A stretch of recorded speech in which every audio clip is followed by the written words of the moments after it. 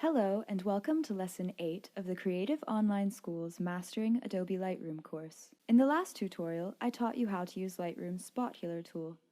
In this lesson, I will teach you about the graduated filter. This tutorial is brought to you by Creative Online School. You've completed all of your exposure, color, and profile corrections, but there are still some noticeable inconsistencies in your image. For example, the foreground of this photo is quite shadowy compared to the background. The horizon is very bright, and I couldn't accurately adjust the white balance in my basic settings. When I did, the buildings in the foreground turned very blue. If I didn't own Lightroom, I would have to prevent this issue by shooting with a physical filter over my lens.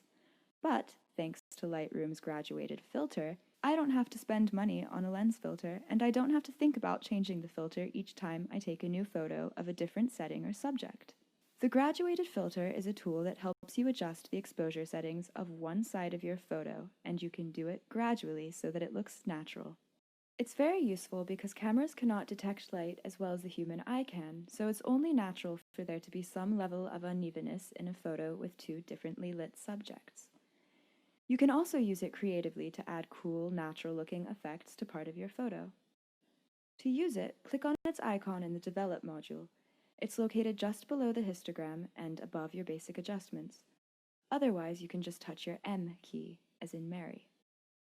Once you've done this, you'll be able to choose from a long list of filters that are split into two sections.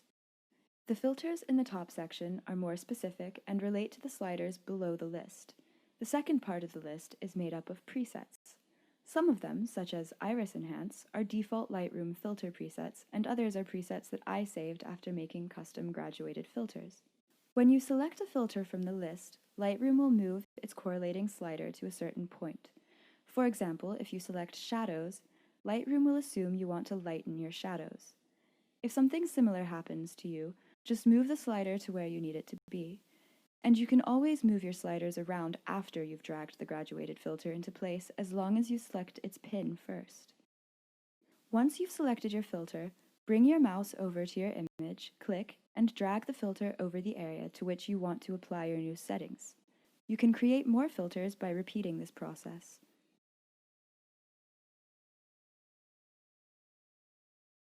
If you keep the spaces wide between the filter's three lines, there will be a smoother graduation between the filtered and non-filtered parts of the image. And, of course, if the lines are smaller, the effect will be more intense. Selecting the Show Selected Mask Overlay box at the bottom of the workspace can help you get a clear visual of where your filter settings are being applied, because Lightroom overlays the filter with a bright color such as red. You can delete your filters by selecting their pins and then touching your Delete button. Also, the pins can sometimes get in the way. You can toggle the pin settings on the bottom left-hand corner of your workspace next to the Mask Overlay box. Congratulations! You should now feel comfortable using the graduated filter tool in Lightroom. If you have any questions, please leave a comment and we will get back to you as soon as possible. In the next tutorial, I will teach you how to use the radial filter. This course is brought to you by Creative Online School.